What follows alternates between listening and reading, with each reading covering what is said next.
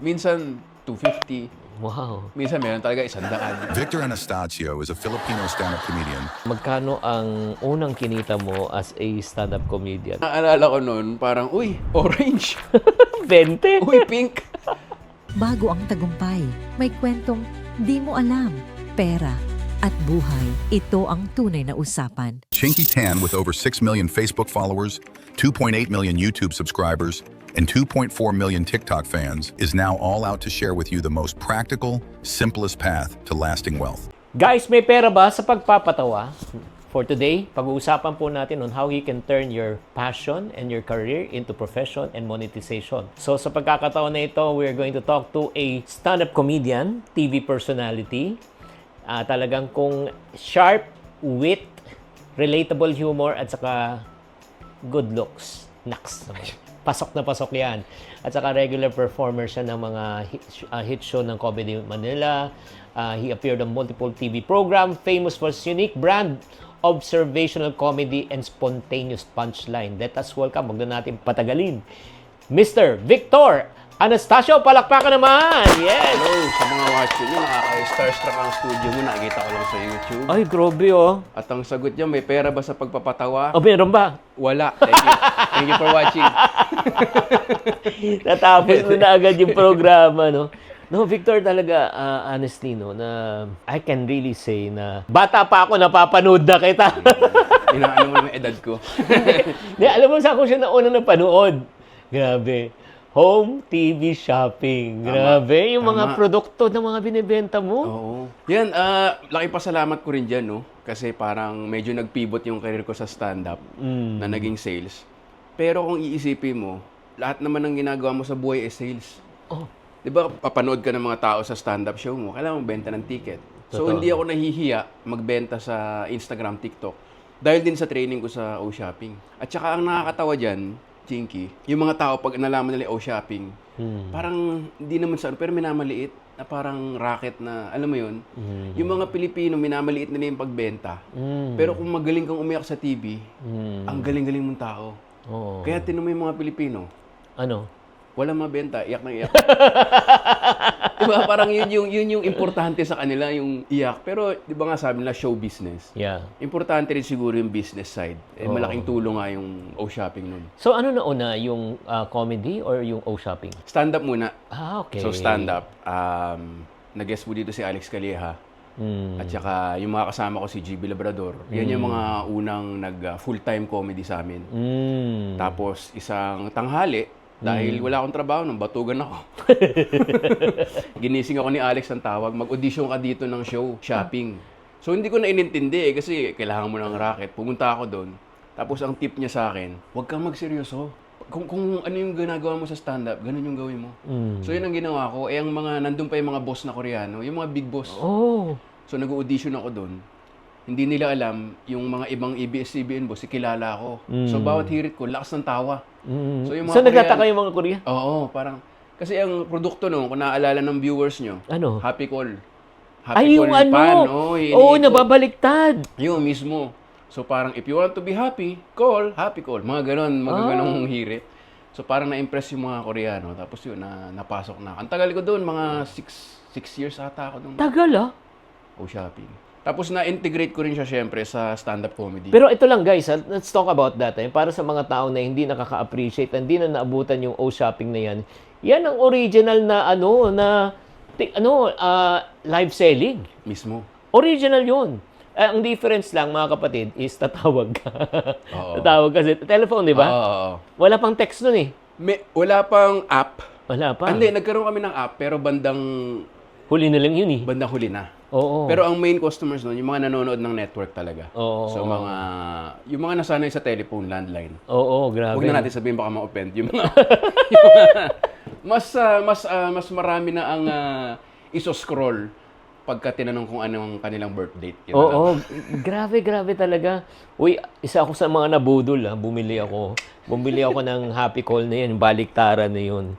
Oo, pero yun nga, because of those exposure, ano yung natutunan mo doon? Ayun kasi tinanong, yung humility talaga. Kasi tinanong kami, dinadala kami nun sa Korea para mag-shooting at mag-training. Yung magaling na salesman nila doon, Siyempre, first world ng Korea. Alam mo ba na live selling nila doon? BMW, gold bars.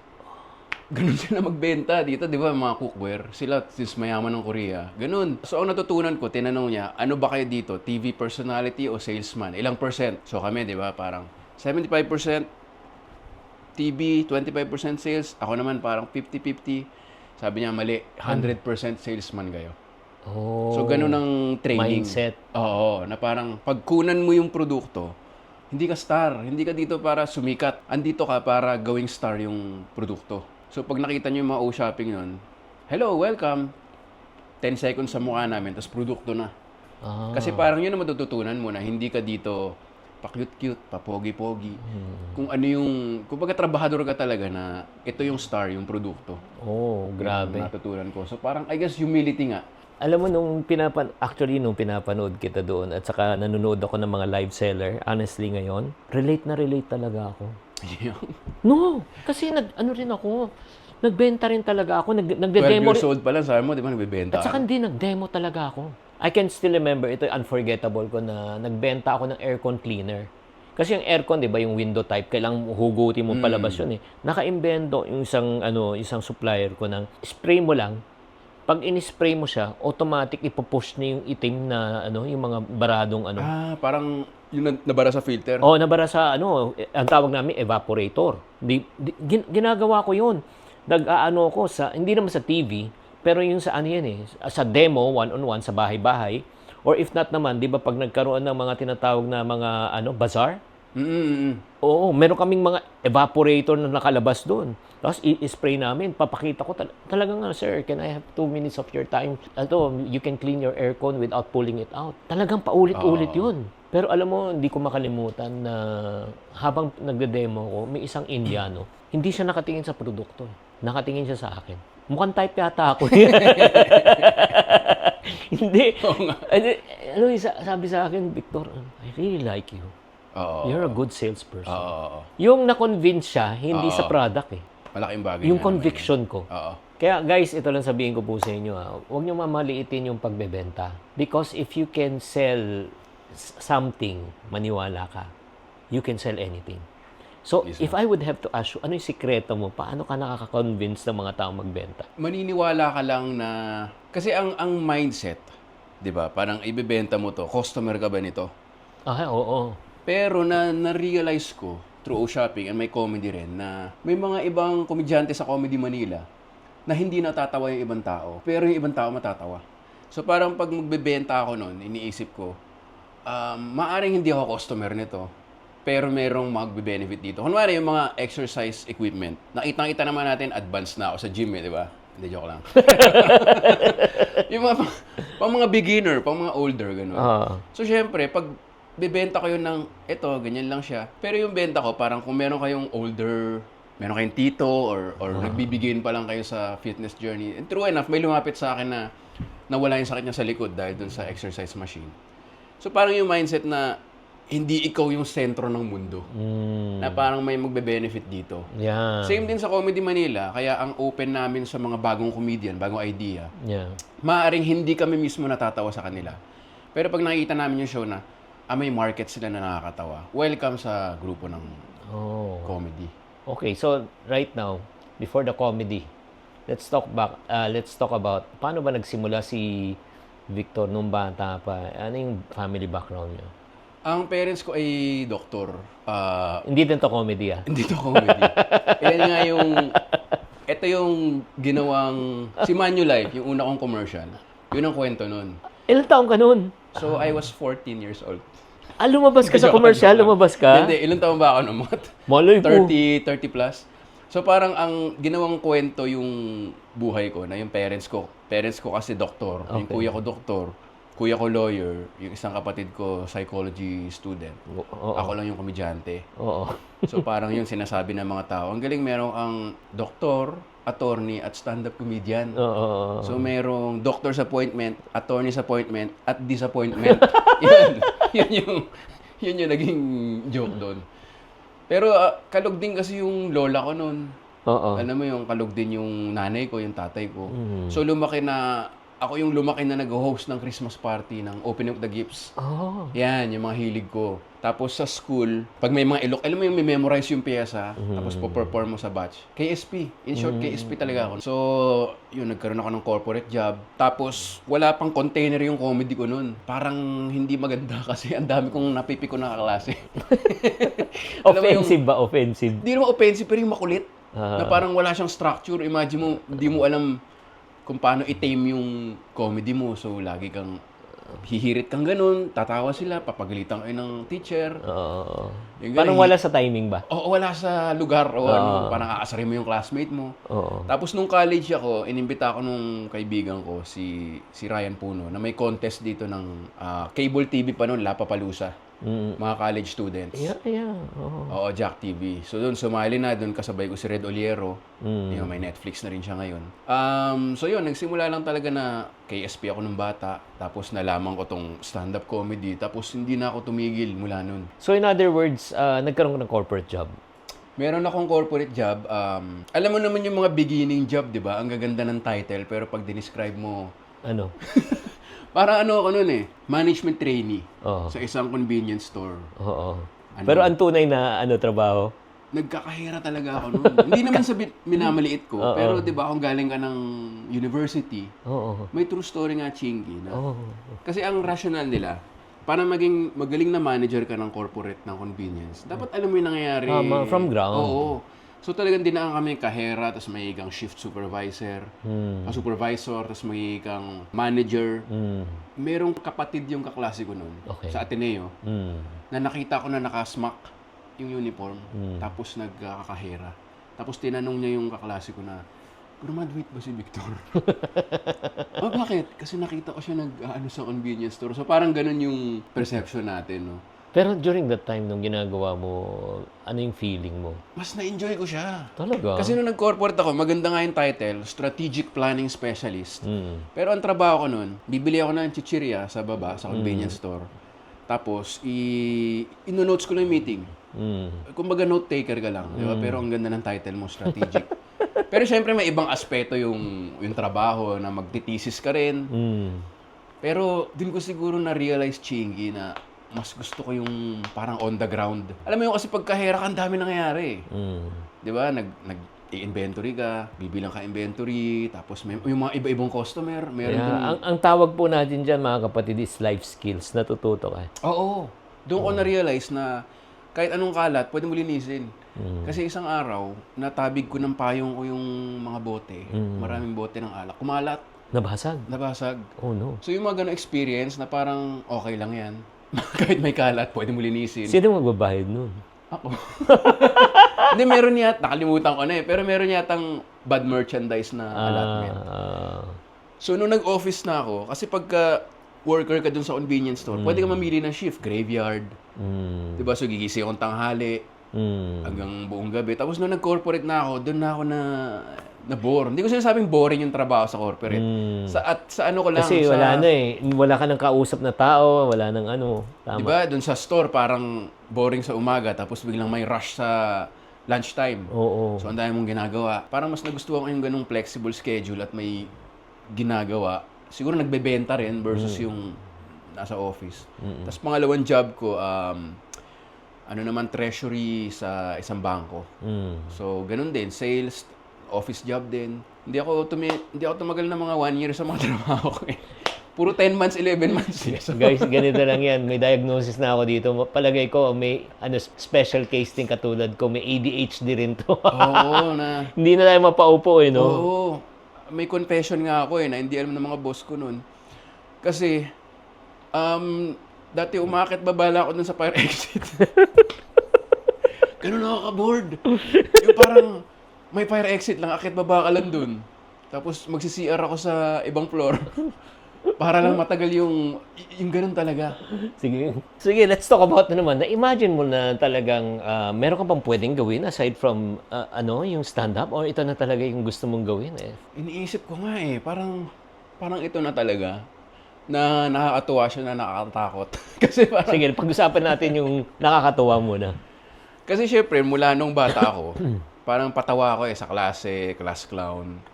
And then, nung nagtrabaho ako, Parang, siya yung nakakatawang employee. Parang, di ba? Ganun yung identity mo. Siya yung nakakatawang office mate. So, nung nag-stand up ako, parang, ba't di ko lang gawing trabaho yung nakakatawa mismo? Tama. Tapos yun ay naging... Tapos ibang klase rin kasi yung... Kunyari nagda-drive ako at lahat naman tayo naiinis sa traffic. Pag may nakita lang akong tumatawa sa kalye, parang alam mo yung feeling na nakakagaan. Di ba? Na parang may nakangiti kahit mainit or ano. So parang pag i-multiply mo yung by 100, 1,000, ilan man yung nanonood, parang ang gaan lang sa pakiramdam. Tapos makaka-receive ka ng Instagram messages na ano, mag-o shopping ka na lang, corny ka. Siyempre kasama yun, di ba? Kasama yun, di mo naman papasaya lahat. Pero may manaka-naka na may pinagdadaanan ako malungkot, di ba? Tapos napanood ko yung stand-up mo. Or may nag-comment na estudyante ako, meron pala mga ibang paraan na kumita na medyo kinabahan ako doon sa email na yun kasi baka ako sisihin ito pagka walang narating. Pero nakakatuwang ganun na may ibang perspective. Tsaka nga, batugan lang talaga ako, Chinky. Hindi ako morning person talaga. Alam mo yun? At saka, sige, pag-usapan muna natin yung nakakatakot na part. Sige. Ano yung nakakatakot? Kasi gaya nga nung napag-usapan natin kanina, nasalamat, pinalansya ko ni Chinky kanina. Grabe, mga lobster tail, caviar. Hindi, joke lang. Pero salamat. Ano siya manaka-naka siya. So, kunwari nung COVID, walang live events. Yung mga ganun, or kunwari, yung show ko na produce sa Alabang, nalugi ako. Oh? Kasi ang capacity niya 500, ang nanood 220. So may mga ganun. And then may theater show ako sa August 16 naman, sa Ateneo. Ang capacity 1,100. So parang laging may takot na, paano mo pupunuin yun? Yung ganun na, hindi katulad nung nasa bangko nga ako, matutuwa ka na lang na meron kang 15-month bonus. Di ba ganun sa bangko? Guaranteed 15 months. Ito, parang kung hindi ka kumilos, wala kang kikitain. So, yun yung nakakatakot na. So, guys, alam mo, relate ako. That's the difference between employment and becoming as an entrepreneur. Ang employment kasi may 15 at 30. Ang entrepreneurship, just like him, no? Technically, nasa sales pa rin siya di ba? He needs to sell out a show. May talaga chance, may make or break talaga yan. However, let's balance. Sa employment, it's stable. However, may limit. Pero sa entrepreneurship naman, unstable pero unlimited, di ba? Especially kung you're gonna sell out shows already. Pero ito nga marami nagsasabi sa'yo na lumalapit at napagkakamalang kang ibang tao. Dami. Katulad kanina, nung guest mo, bago ako, kasi yung mukha ko parang Toyota Vios na mga mukha Ako yung basic. Nung gumawa si Lord ng mga mukha. Ako yung Toyota Vios na, alam mo yung typical Pinoy. Kamukha ko si Keeper. Oo, may nagsabi nga si Bin Abrene ka. Oo, linibre ko siya Sabi ko, sobra na yan Mangutang ka ba o ano? Hindi, pero, yung mga nagko-comment sa Facebook na kamukha mo si ganyan, tapos nakatag yung kaibigan nila. Ang daming ganun. So, meron nga isa yung yung artista na nag-entablado rin na asawa, parang Si Gerald. Si Gerald Anderson, Gerald Anderson na lang para matawa. Kamukha ko rin yun Si Gerald Anderson. Yung ni Kim? Si Napoles. Gerald Napoles, gabi. Oo. Napagkakamalang ka rin ni Oo. Ayun. So, yun nga yung nung shopping ako, yun din yung mga isang ginawa kong joke. Kasi masakit mapagkamalan na akala mo ikaw talaga, pero hindi. Yung parang, di ba, pa-selfie nga, sa akala ko dahil shopping. Oo, ikaw si Keeper, di ba? Ay, hindi po. Sila pa yung magagalit na, ba't ka nagpa-selfie? Sino ka? So, yung mga ganun na nakakatawa na, ang maganda sa ganun, sa comedy, kung may malungkot na nangyari sa'yo sa buhay o nakakainis, magagawa mo sa stage. Na magagawan mo ng, imbes na mag-rant ka sa Facebook, na pag nabasa ng tao, mababad trip. At least kung makita nila sa Instagram o sa stage, matatawa rin sila. Ito nga yun nga. Kasi comedy looks fun on the stage, no? But behind the scenes, no? Alam mo, papatawa. Pero may mga malulupit na pangyayari sa buhay. Oo. Ano yung pwede mo sabihin na biggest challenge na nangyari sa buhay mo? Siguro nung namatay yung lola ko. Yung kasi yung unang, ang sama pala nang sasabihin ko, no? Yun yung unang pamilya ko na nalungkot ako nung namatay. Hindi naman sa ganun. Ano tayo si Uncle? Hindi ko alam kung talagang, sorry pasensya na kayo. Hindi namin pinagtatawanan yung pangyayari. Pero Oo. hindi ko lang alam kung paano magre-react kay Ako rin. Victor Hindi kasi di ba yung mga kamag-anak ka na nakikita mo sa Christmas party, ganyan. Yung lola ko kasi, every Holy Week, doon kami sa bahay nila sa Tarlac. Every Christmas nandun, hanggang sa tumanda, tumira na sa amin. So siya talaga yung naging close mo and inspiration ko nga sa comedy rin. Bakit nando rin siya? Kalug Joker din. Oo, kasi Ilocano. So parang lagi niyang sinasabi sa amin yung joke na, Awanti Kwarta? yun din. Oo. Guys, alam niyo Awanti Kwarta? Walang pera. Oo. Oo, yun din ang profile ko sa Facebook ko. Oo. Talaga? Awanti Kwarta. Hindi, joke lang. Pero yung lola ko parang, hindi kasi ang Tagalog daw, sinasabi, kain ka ng kain, huwag ka mahiya. May Ilocano raw na hindi magaling ng Tagalog. So sinabi niya, sige, kain ka ng kain, walang hiya ka. Yung mga ganun yung joke niya. So siya yung naging close talaga nung pumanaw. Ang hirap mag-comedy nun na malungkot talaga. So ginawa ko nilang joke na ganun. So talking about that, na yun nga, sa sobrang down mo, how did you use that comedy na parang to bring laughter? Paano mo tinurn around yun? Siguro lahat naman na tayo nawala ng mahal sa buhay kasi life experience siya. So kung makikita ng tao na siguro nagluluksa ka pero may humor pa rin. 'Di ba? Parang rin siya Misery Loves Company ika nga. Yung parang yung isang joke ko noon, lahat sinasabi yung lola mo parang natutulog lang. 'Di ba? Dapat lang, 'di ba? Ano yung pagtingin lang sa kabaong gising? 'Di ba? Yung mga ganun na yung mga ganun na hirit. Pero di ba yan yung parang sa akin lang guys yan yung mga dapat din mo sabihin na di ba? Yung parang yung gusto mo lang mapapalubag loob lang sa ano mo yung parang natutulog lang. Kung ikaw patulogin ko kayo. Oo. Di ba? Yun siguro yung maganda sa komedyante, yung mga hindi masabi sa polite na lipunan. Pag nakita mo sinabi na stand-up, para may license na, naisip ko rin yung sabihin. Pero hindi ko masabi kasi magagalit yung... So, ikaw na lang, parang true you na lang. So, ano yung hindi mo makalimutan na joke na binato mo na, ito lang kasi guys, ito lang, reality. Kanina sinabi ko kay Kiefer na I used to be a comedian and also in the movie and TV.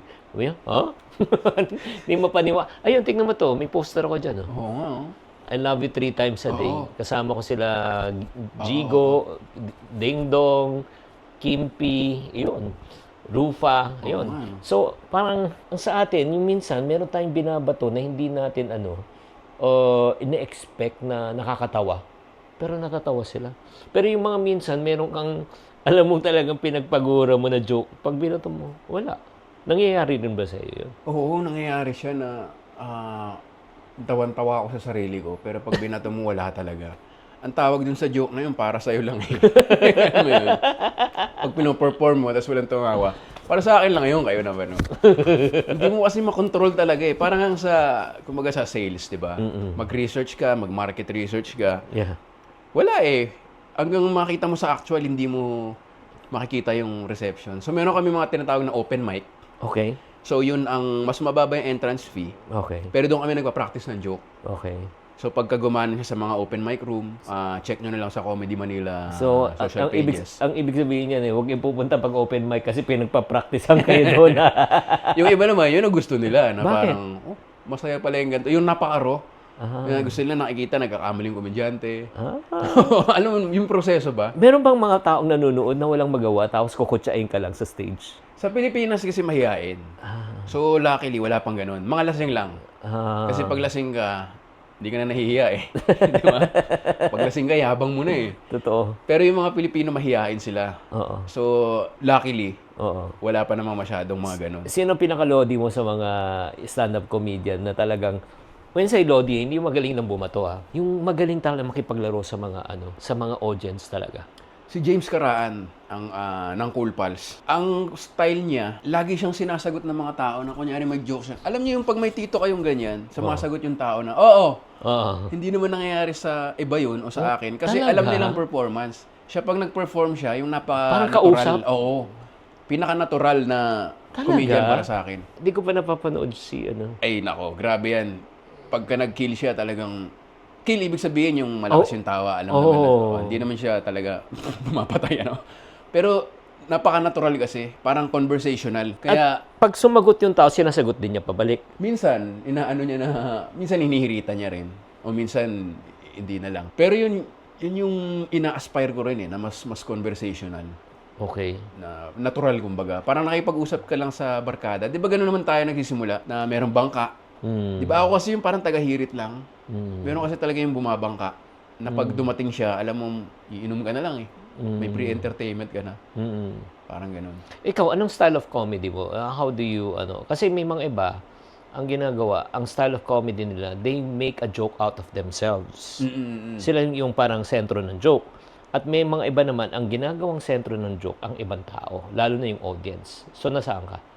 Parang siguro, ang hirap no? Parang nang-iinsulto rin ako no? Pero may ganung, ang style ko dyan, mauuna ako. Oo. Na parang, okay, comedy show to, aasarin ko yung sarili ko. Na parang, ito ako yun nga, kamukha. Ako yung, tinatawag ko ako yung totga ni Keeper Abena. Kasi si Keeper yung the one that got achievements. Di ba? Parang ganon. So, parang pag nakita nila, okay to, ano lang to, pati sarili niya kaya yung pagtawanan. Doon na pinagpagtawanan ko na yung, ang madalas ko ngayon yung mga, reklamo sa gobyerno, sa trapiko. So, parang alam nila na, okay, ano lang to, good times. Oo. So, yun, pinapagtawanan ko yung mga tao rin. Ay, yung mga ginagawa natin bilang Pilipino. Di ba? Now, pag-usapan naman natin ay siyempre pera at buhay ito eh. O, pag-usapan na natin ang pera ngayon. When you talk about money right now, pera, okay? Magkano ang unang kinita mo as a stand-up comedian? Dati kasi, bibigyan kami ng envelope na brown, naalala ko to, pagkatapos ng gig. Tapos bubuksan mo to. Tapos ang naalala ko noon, parang, uy, orange. 20? Uy, pink. So, ganun. Tapos, may barya pa. So, mga Parang kapuloy ba yun? parang gano'n. Kasi maririnig mo eh. Ang joke nga ni GB Labrador dyan, yung isang komedyante, dahil mababa, yung parang pagsilip niya, yung parang takot na takot siya manakawan. Pero nagsimula, depende kasi. Parang pupunta kami sa restaurant. Kasama naman si Alex nun. Yung mga ganun din. Minsan, 250. Wow. Minsan, meron talaga 100. Oo. So, alam mo yun, yun yung simula. Pero yung utak namin nun, bata pa talaga yung stand-up. Oo. So, kumbaga sa pagtayo ng business, hindi naman yan kita agad, di ba? Pupuhudan ka, hihintay mo yung... So, parang yun ang pinalaganap lang namin yung stand-up comedy ko. Ano ba siya? Di ba kasi nung nagsimula kami, tatayo lang kami sa restaurant na hindi nagbayad yung mga tao para manood ng comedy. As in, kakain lang yung pamilya mo, tapos biglang may magsasalita doon. Ganon kami dati. So, parang hindi nila alam nangyayari, bakit nagsasalita to? Ano ba? Binibenta ba to? Oo. Hihingi ba to ng donation? Tapos bibigyan lang kami ng restaurant ng fee o kaya hati lang kami sa ticket price kung may ticket. So, doon kami nagsimula. Tapos yung stage namin, literal, nakahati sa 8. Nagpagawa kami ng literal na stage, na platform. Okay. Tapos, sige, yung isa sa trunk ng kotse mo, yung isa sasakay sa taxi. So, pag may gig kami, 4, kunwari, sige, kailangan lang kalahati stage. Nasa sasakyan mo yun. Dadali mo sa venue. Yung stage assemble mo. yung stage, oo. Oo. Tapos yung tarpaulin, i-assemble namin. Ganon kami nagsimula talaga. Wow. So talagang from really grassroots talaga. No? So, kailan kayo nakaramdam ng konting ginhawa na, uy, medyo makakakain na tayo ng maayos-ayos? Oo.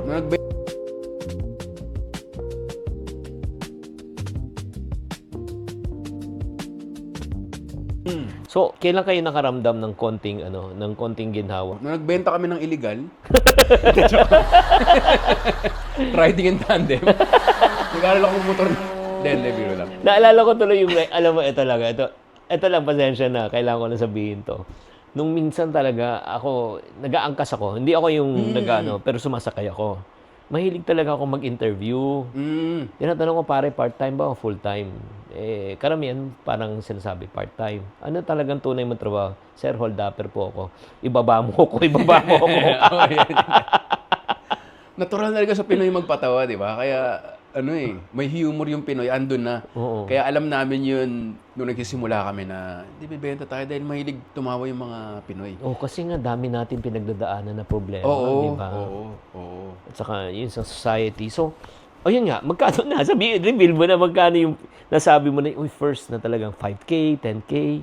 Oo, nung lumaki na yung venue, ang pinaka tingin ko entrepreneurial sa amin si Red Oliero, yung may Netflix. Kasi siya ang unang nag-theater show mag-isa. At saka si GB Labrador din, nakipag-deal kami sa Music Museum. Yung iconic yun. Yes. So, sumugal na kami doon na in-arrange ni GB na mag-perform tayo dito 700 seating. Tapos, natuwa yung owner nun, si Miss Malu, shoutout. O siya ba yung owner o manager? Hindi ko Manager actually siya alam. nun. Manager, si Miss Malu. Binigay niyo yung teatrino sa tapat. So, nung nagsimula yung Music Museum na yun, iba talaga yung branding kapag nag-music museum ka na. Iconic yun eh. Andun Totoo. yung costume ni Regine Velasquez. Gary Valenciano, Martin Rivera. Oo.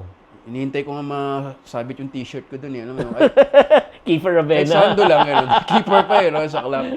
Pero iconic yun. So, I guess nabigyan ng legitimacy yung Comedy Manila. Yeah. Na nung lumipat na kami ng venues, parang kami yung nag-perform sa Music Museum. So, yun na. Nag-theaters na kami. Teatrino, sa Alabang. Tapos, nag-pandemic. Ayun na yun. Yun. So, yun nga, talking about pandemic, paano mo naman hina-handle, syempre, as a comedian, hindi regular ang pasok ng pera. So, how do you handle your finances? No, minamanage mo during this time of uncertainty? Si Mami tsaka si Daddy. Doktor sila eh. I mean, being honest lang, no? Yun yung advantage ko na nag-resign ako sa work at nag-creatives kasi nga may cushion yung parents ko naman. Pero naalala ko nung isa sa children's birthday ko, tinanong ako ng mami ko. Ito na yung Ilocano training eh. Sabi niya, anong gusto mo? Mag-birthday party o mag-open ng bank account? Ilan taong ka? Siguro mga 12, mga ganun, 10. Wow. Mga ganun. Galing So yun, inano ko mag-open ng bank account. Tapos yun talaga, yung stereotype nga na kuripot Ilocano, talagang saving mula bata na nung matanda ako. Lalo na nga pagka comedian ka, artist, entrepreneur, hindi pwede yung ubus-ubus biyaya, bukas nakatunganga. Di ba? Yun nga yung tama. saying. Tama. So talagang kailangan mag-ipon ka. So, nag-iipon ka rin talaga? Nag-iipon ako. Paano style ng ipon? 10% at least, ganun.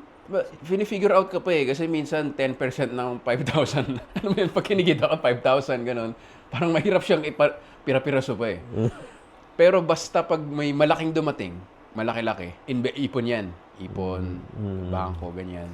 Oo. And then, basta, yung takot na, na mawalan ka ng kita. Kasi nung nag-resign ako sa work, ang mentality ko, siguro hindi ako mag-ATM. Kasi pag nag-ATM ako, ubus ang savings ko. Delikado yun. Passbook ako. Para madalang lang ako magbangko. Every week, nasa bangko pa rin ako. Nahirapan lang ako. Kasi wala akong kinikita eh. So, wini-withdraw ko lang yung kita sa bangko. Guys, ito lang, no? Ito kapulutan natin yung pagkakamali ni Victor.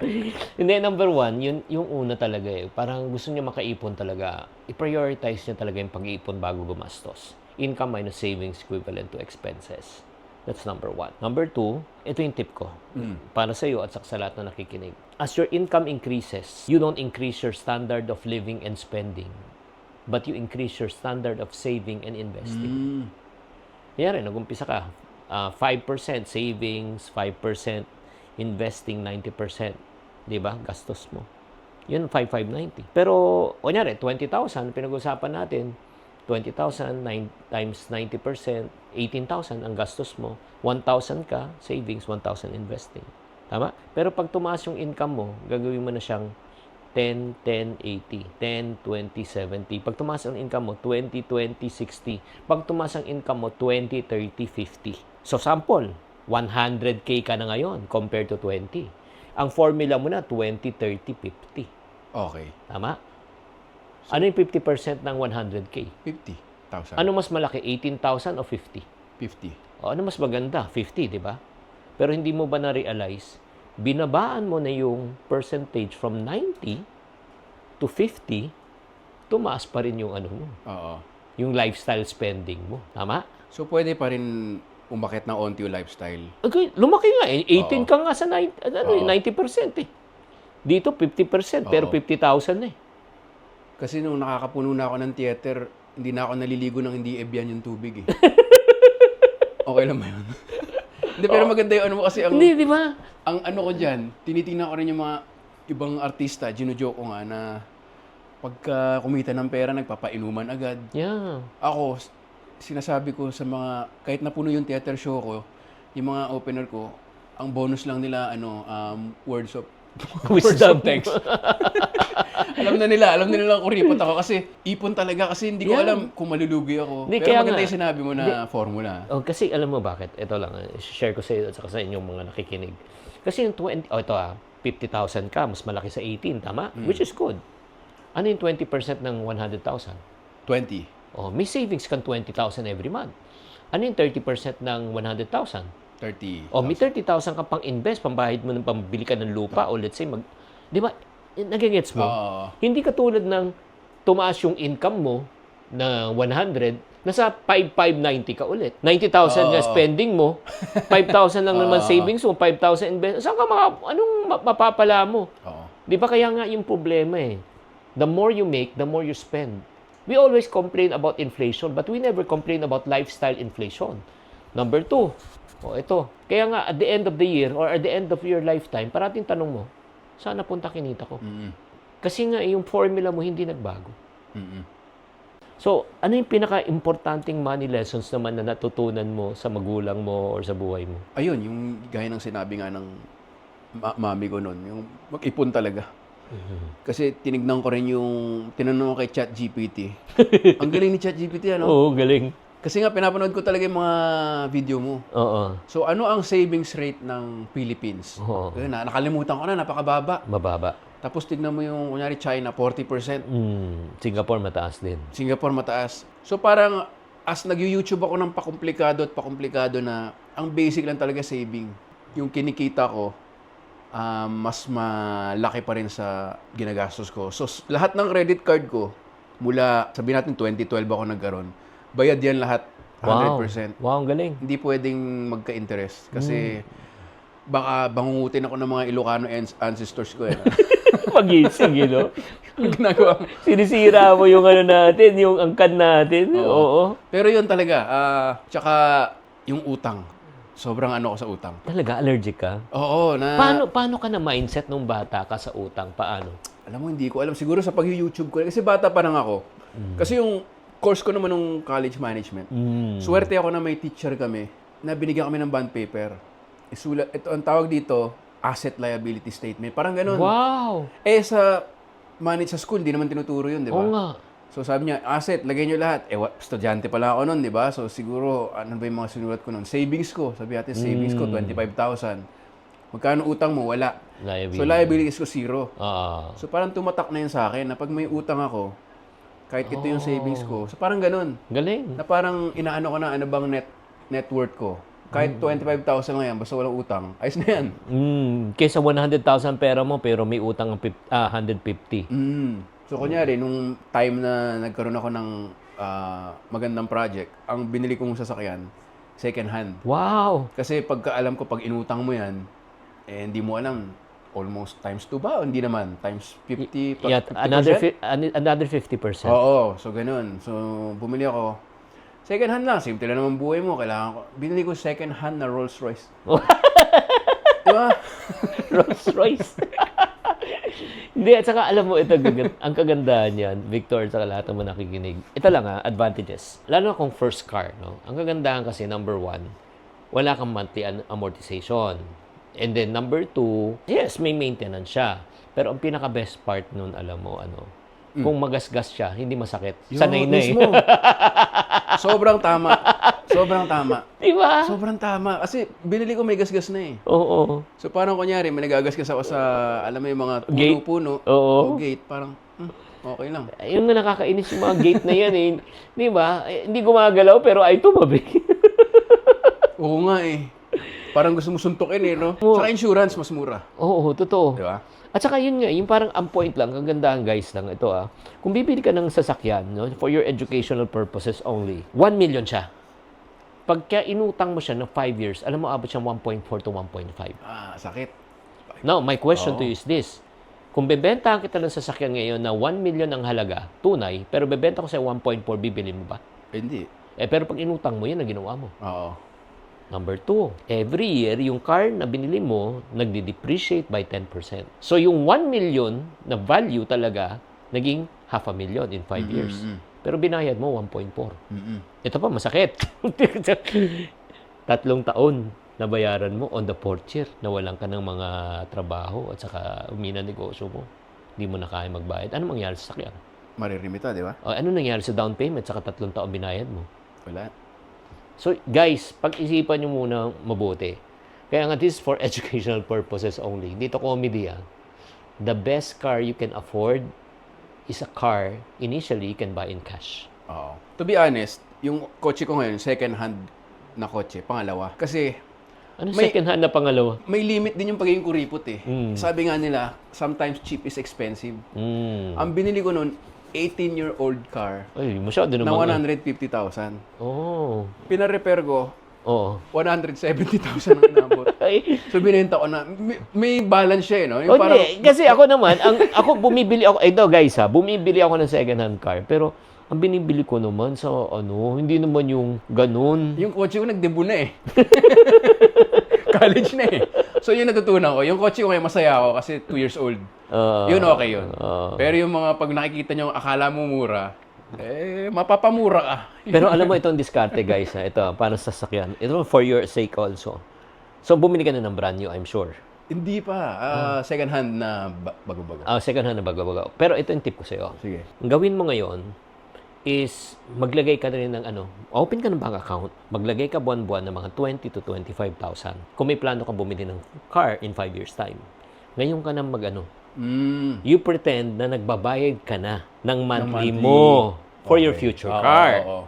O imagine mo, may 25,000, sample lang, times 12 months, 300, times 5 years, may 1.5 ka na itabi mo na pwede mong patubuin sa interest. Tapos, in the near future, after 5 years, bebenta mo na yung second-hand car mo. May value pa rin yan. Di ba? Pangtansan. Ganun pa rin. Tapos, ang gagawin mo, yung 1.5 na nakolek mo, plus yung amount na nabentahan mo, ngayon, meron ka ng pera pambili ng brand new car in cash. Oo. Yun ang diskarte ko. Ano talaga, long term. Oo. Tsaka si Chinking, galing mag-mental math, no? Umuho lang ako eh, hindi ko na... Hindi Magkano kasi, yan? Oo, tama. Hindi kasi, kung inutang mo, magma-monthly ka, pero kinakain ka ng interest. Oo. Pero ngayon, nagma-monthly ka na walang interest. There are 2 types of buying, kapatid. Isang negative buying, isang positive buying. Negative buying, babayaran, utangin mo, may interest ka. Pero positive buying, nag-iimpo ka na ngayon, pero walang interest. Oo. Applicable yan sa, kunyari, kaso ko. Kasal. Yes. House and lot. Yes. Ayan, nag-iipon na kami ng girlfriend ko. Yes. Yun. So, ngayon ka na nag-i-impok for your future. Oo. Para pagdating ng panahon, meron kang bala. Di ba? Grabe. Masterclass to. Oo nga. Ay, eto. Pag kinasal kami, ikaw ang pare ah. Okay, pari pa Pwede ako. ba yun? Imagine mo. Tapos yung homily mo, Ano? tungkol sa kotse. Ay, tungkol sa pera. 10%. Sorry, na-interrupt kita. If you can give a tip naman to mga people na katulad mo na, syempre, I'm sure yung mga ka-age mo, ito, hindi na namin re-reveal ang age niya, no? Okay, mga Gen Z to Gen Z, XYZ. Okay, ano yung may bibigay mong tip sa kanila pagdating sa pera? Balanse talaga eh, na mag-enjoy ka ngayon, pero mag-isip ka rin ng future. Kasi ang hirap naman, di ba may mga kilala rin tayo na kamag-anak o tito ng kaibigan na alam mong maraming pera pero masungit. Alam mo yun, yung parang... Hindi nakapag-enjoy. Oo, hindi nakapag-enjoy or ano. Meron din namang mga kabataan Na nag-enjoy. nag-enjoy masyado. Oo. Tapos, wala silang ipon sa future. Mm-mm. So, parang balanse talaga eh. Walang, Ito.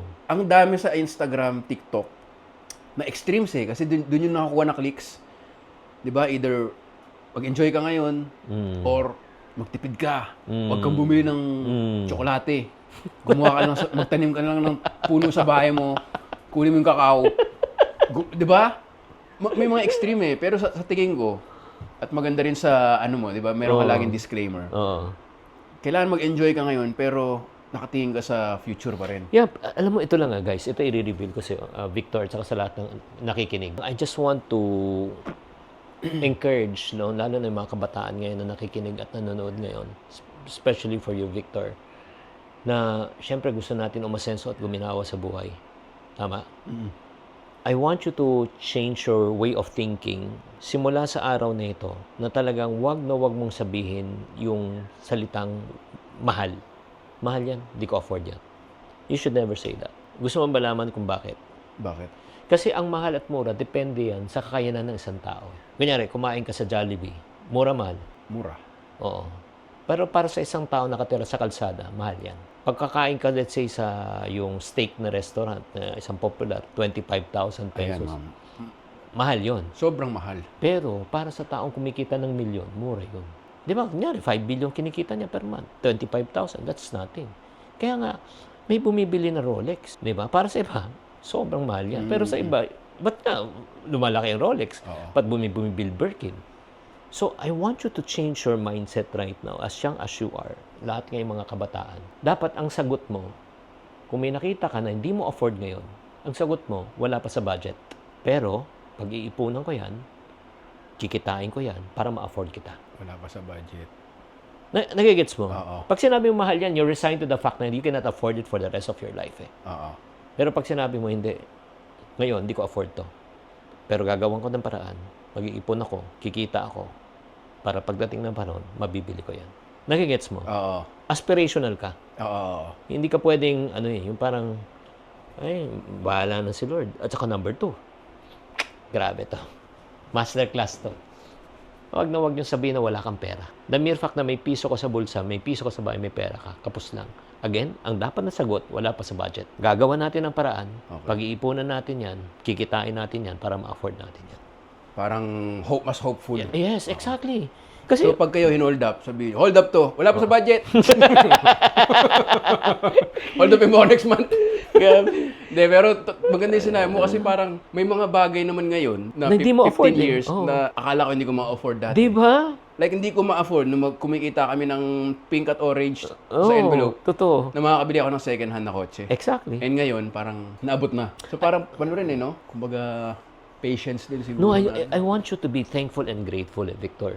I want you to be thankful and grateful na kung ano man meron ka, araw-araw. Lord, maraming salamat na nagko-commute ako, may pamasahe ako. Pero darating ang araw, magkakaroon ako ng sasakyan. Ngayon, nagkaroon ng sasakyan. Lord, maraming salamat, nagkaroon ako ng second-hand car. Pero darating ang panahon, magkakaroon ako ng brand new car. Nagigets mo? Ito ata yung napanood ko sa interview mo na content versus satisfied. Yeah, Contented. contentment versus satisfaction. Sabi sa'yo, fans mo ako eh. Oo. Nagigets nyo? I want everyone who's watching this to have that mentality. Ayokong, do not settle for less if you can go for the best. Why live a mediocre life na talagang, wala, ganito lang talaga ang buhay ko. Kung ganun ka lang mag-isip, mag-pray ka na kay Lord na kunin ka na para matigil yung pagdurusa mo sa mundo. Iba? Di ba dapat ang buhay punong-puno ng pag-asa? Dahil habang may buhay, may Pag-asa. pagsubok. Pagsubok. Na-punchline mo ako doon. Kapatid, OFW ka ba at laging kapos ang pera padala? Well, sagot na kita. I'm gonna have a free webinar and then I'm gonna teach you on how you can earn extra kahit sa abroad ka. Stop the pera padala concept only and build peace of mind for your family. So if you're interested, type IGB right now sa comment section or just find the link. First 500 lang po ang makakapasok. See you there.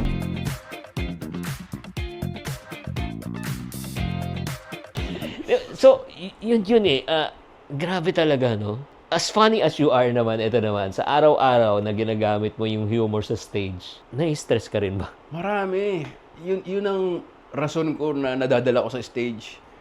Kasi pag nasa stress ako, yun ang parang, parte siya ng therapy ko. Talaga? Na, kunyari, sa traffic ko, di ba, naguguluhan tayo kasi sa mga street sign dito. Kunyari, mag-Japan ka, Hong Kong, malinaw no? Dito parang, may joke ako na, dito yung street sign, hindi mo makikita ikaw pa mali. Di ba? Parang minsan pinara ako. So, hindi mo nakita yung street sign. Sabi ko, saan po? Ayun yung puno. Nakita mo yung puno? Yung maraming dahon. Hintayin mo humangin. O, humangin na, di ba? O may QR code, iscan mo, nandun. Yung parang napakahirap sumunod sa batas, kung magulo yung batas. Yung mga ganun na stress, yun, nadadala ko sa stage. So, the more stress, the more stage. Parang ganun. Ang mentality ko para may hindi mga, ako maubusan. May mga jokes ka ba na nandun na tapos sinusulat mo agad? Voice record talaga ginagamit ko. Oo, kasi makakalimutan mo yun. Oo, voice record. Pag nakalimutan mo na, wala na yun eh. Yan ang disiplina na inaral ko mula nung nagsimula ako. Kahit nasa airport ako, o nasa saan man, nasa sasakyan, Mm. o nasa family gathering, nasa gimmick. Yan, pag may naisip ako, pag may kinainisan ako, paano ko ba madadala to sa stage? Yan, record agad.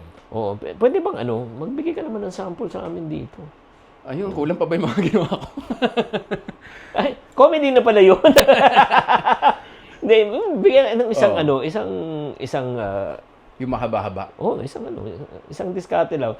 Ayun, sige, ituloy natin yun. Yung sa street sign, yan kasi yung problema ko, di ba? Yung sa mga street sign, ang daming mga politiko na nangangako ng iangat sa kaharapan, pero hindi tayo mabigyan ng toilet na nagpa-flush. yung mga ganun na basic lang. Di ba? Tapos minsan, sobrang hindi gumagana yung mga sistema sa Pilipinas na ikaw na yung nagsusorry. Kahit hindi mo kasalanan. Di ba, kunyari, nagda-drive ka na ba minsan?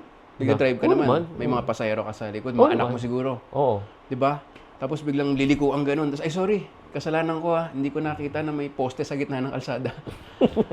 yung mga ganun, parang bakit tayo nagsusorry sa ganun? Yan, ganyan yung mga comedy ko. Puro reklamo.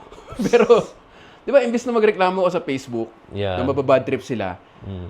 ako na lang yung mag-aano ng mga reklamo nila para gumaan naman yung pakiramdam nila, di ba? Alam mo, minsan pero yung kahirapan, isa yung comedy mo, ang comedy ko kahirapan. Doon ako muhugot. Kasi nung nanggaling ako sa Oo. kasi nga, laking tondo ko, pero hindi ako lumaki sa farm, no? Yan, gusto ko lang liwanagin. Tapos nung minsan tunay na nangyari ito. Nagkawalaan ng gamit sa loob ng sa school. Alam mo sino napagbintangan? Ikaw. Pati ikaw, classmate ba kita? Kilingan. Hindi, pero alam niyo yung pinakamasakit? Alam yung pinakamasakit? Nung araw na nagkawalaan ng gamit, absent ako. Ako pang pinagbintangan kasi ako pinakawala. Grabe, no? Hindi, grabe. Hindi, parang, hindi, alam mo kasi ito lang, guys, mahirap na maging mahirap. Iba tingin tayo talaga sa tao. Yun nga, that's the reason why I hate being poor.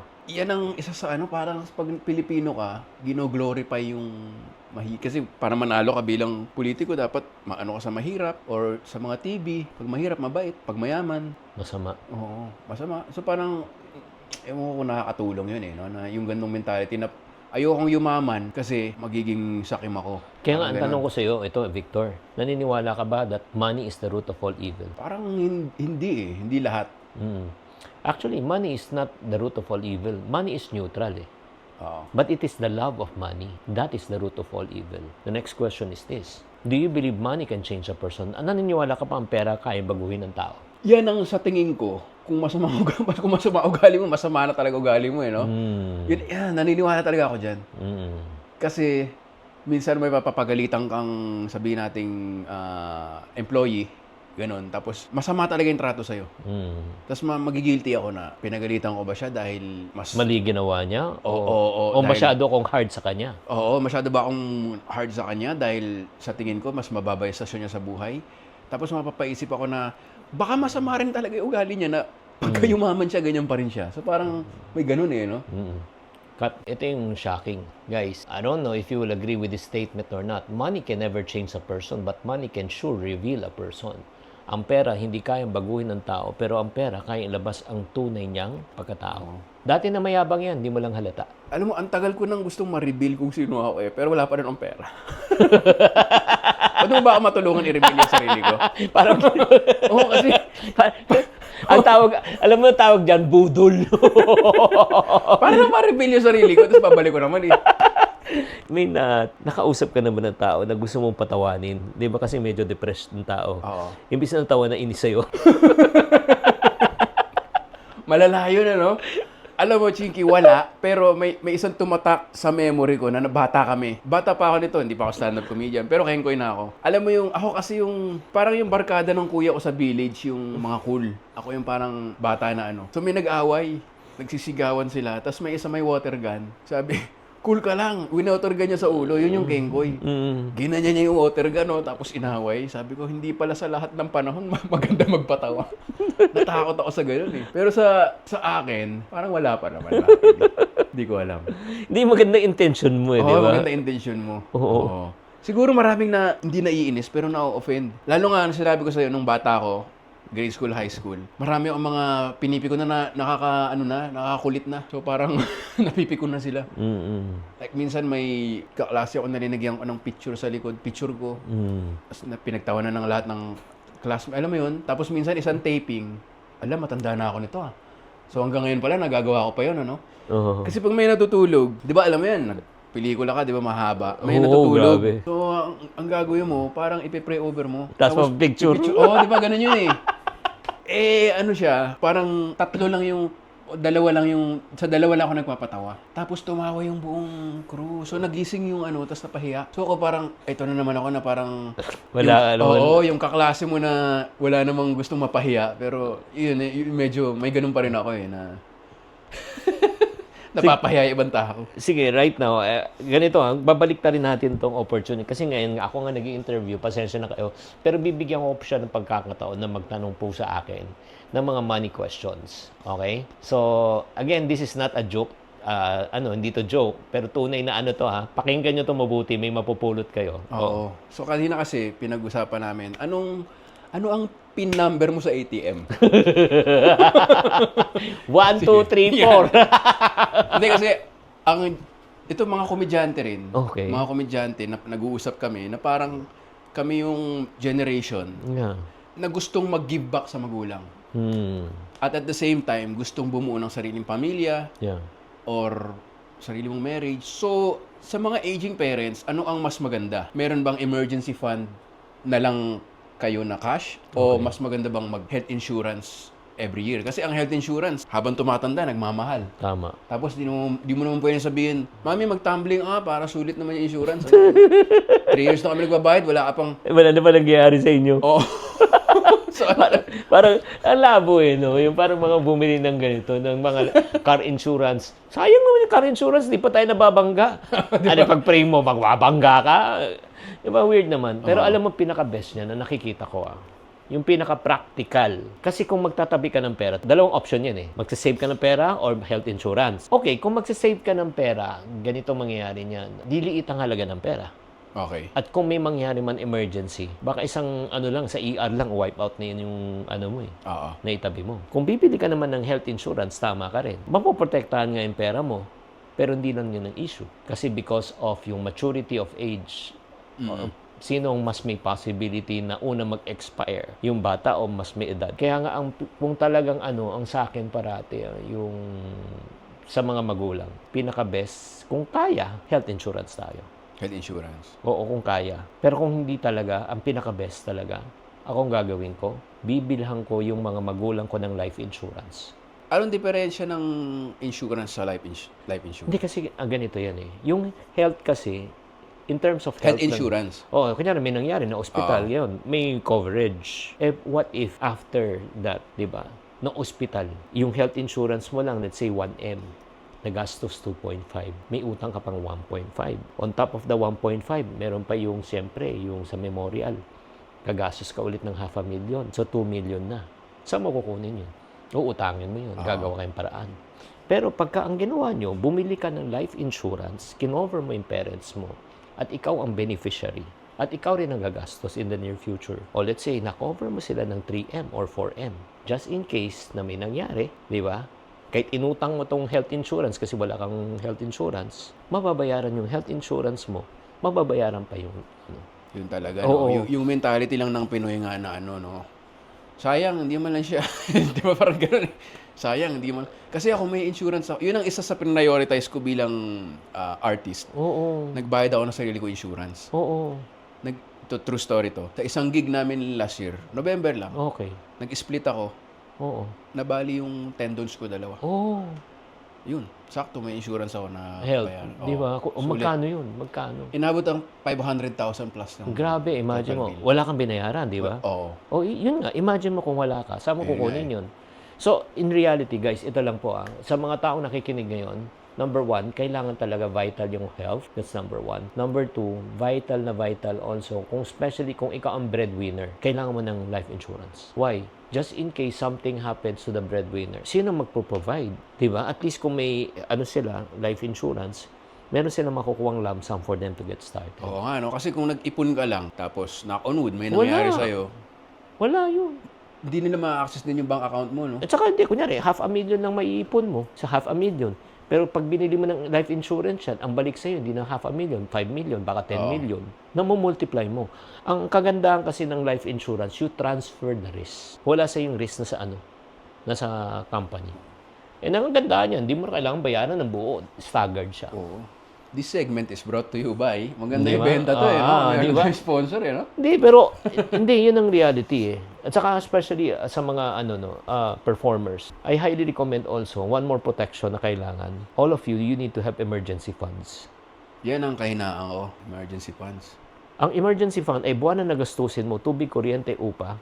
At least meron kang 1 buwan, umpisa, 3 buwan, 6 na buwan. The more the better. Ito lang, bibigay ko lang sa iyo. Ito parang private coaching ko nito kay Victor. Oo, pero nga eh. para sa inyo na rin to. There are 5 levels ng income natin. Level 1, 2, 3, 4, and 5. Level 1, daily, weekly, monthly, annual, decade. Ang ibig sabihin ng annual, may 1 year ka ng emergency fund. Kahit na hindi ka magtrabaho, buhay ka. Oo.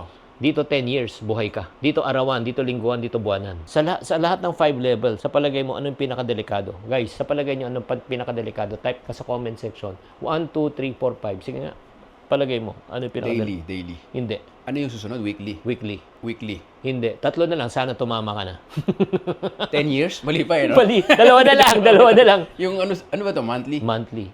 Ang monthly, number 3, ang pinakadelikado. Bakit? Kasi, pag nasa level 1 and 2 ka, isang kahig santo ka eh, walang kahig walang tuka, gagawin mo lahat para makalabas ka. Ang problema, pag nasa monthly ka na, may 15 at 30 ka na. Nabibili mo na gusto mo, nakakain mo na gusto mo, na-afford ang gusto mo. Eh, ang problema, nagiging comfortable ka na. You stay at your comfort zone. Eh, wala ka sa level 4. Oo. Wala kang pondo ng 1 year or di ba? Kung may mangyari sa'yo dito na walang ka ng kita, babalik ka na level 1 and 2. Mangungutang ka, isang kahig, isang tuka ka ulit. Tapos, nasa level 3 ka, okay ka na naman. Ay, safe na ako. Wala ka na namang savings na 1 year. May nangyari ulit sa'yo, babalik ka ulit. Cycle siya. Pero kung Pinaka-safe yung... level 4 ka. ito yung 1 year, no? Oo, 1 year. Level 4 ka muna. Para pag may nangyari, balik ka lang sa level 3. Pag nasa level 4 ka na, level 5 ka na. Mag 2 years ka, 5 years, 10 years. Imagine mo, pag may nangyari sa'yo sa level 5, babalik ka lang level 4. Pag sinabi mo emergency funds, di ba uso ngayon yung mga e-bank? Yun. Doon mo Merong ilalagay. mga- 3.5 to 8%. So savings pa rin. Hindi mo ilalagay sa No. time deposit nila. No. Time deposit, mas malaki rin kasi e-bank na ngayon eh. Pero iba-iba rin, no? May time deposit na e-bank na pwede mong i-withdraw beforehand. Meron yung bawal talaga. Dapat yung mga emergency fund natin, pwede mong i-withdraw Withdraw anytime. agad. Yes. Oo. Kaya maganda yung mga emergency fund sa mga pwedeng withdraw agad. Oo. Kunyari, nag-sale sa Zara, emergency ba yun? Depende yan. Depende. So Victor, ano may bibigay mong mga advice sa mga tao nagsisimula pa lang lalo na sa larangan ng pagpapatawa? Yung sincerity. Sincerity sa ginagawa. Na hindi mo siya ginagawa para sumikat, para magkaroon ng fast fame, fast money. Yung gusto mo talaga yung craft, importante. Yung yung passion mo and purpose mo Oo. talaga, no? Tapos ano naman yung philosophy mo pagdating sa pagpapatawa? Ayun, turning negative matter into positive energy. Wow, okay. Ano namang gusto mong legacy na iiwan mo as a comedian? Ako, yun yung mga hindi ko iniisip. Tanghali ako gumising eh. Hindi ko iniisip yung mga ganyan. Siguro, originality nga.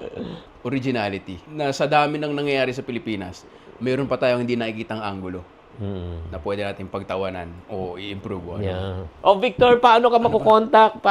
Ito lang guys You should try out. Ito kasi, nagpapatikim lang dito, pero kuripot yan, ayaw niya magpakita ang gilas. Pero kung nakita ko na napanood ko nitong live, sobrang nakakatawa yan. Nung nagkasama kami sa isang bangko, talagang sobra ako talagang nag-enjoy.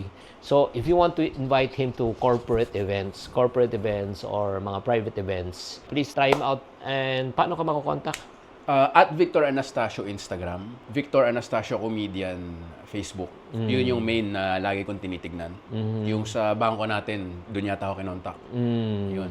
Masaya. At saka guys, if you want to follow him also at his social media, yung talagang gusto mo talagang yung masira buhay mo. Yan. Yung walang kabuluhan ng buhay mo. Yan. Yung pupuntahan. Victor Anastasio is the name. Sa sunod na halalan! Salamat. Oo, si Victor Anastasio ang kailangan. Thank you very much, Victor. Maraming salamat. Thank you. At Thank saya you, ng thank usapan. you. Guys, Ito nga, ang buhay, syempre may ups and downs. No? Very important that we need to learn on how to balance nga. Yung sinabi niya kanina. Balansehin natin ang buhay na kailangan magpakasaya tayo, pero kailangan maging responsable rin tayo. Kung may init, may lamig, di ba? Kung may pait, di ba, may tamis. At ganun din sa buhay. Kung meron siyang mga masasamang nangyari sa buhay, meron din mga magagandang nangyari sa buhay. And comedy is one of them. Ang pagpapatawa. Laughter nga is the best medicine. Pero mas maganda kung may pambili ka ng medicine. Kaya tatandaan. Tatandaan parating sinasabi sa programang ito. To every problem, there's always a solution. If you're not part of the solution, you're part of the problem. Always. Think positive. Bye!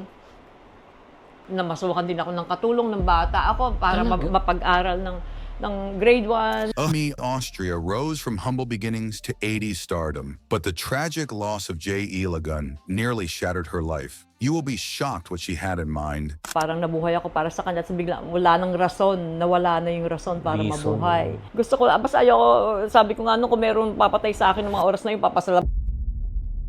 Actually, yung first movie, ang baba lang ng bayad, 20 pesos lang eh. Ha? So, Kada araw. talo per day. Oo, talo per day. Papunta kong Bulacan yung location, magta-taxi ka, kulang. Bago ang tagumpay, may kwentong di mo alam, pera at buhay. Ito ang tunay na usapan.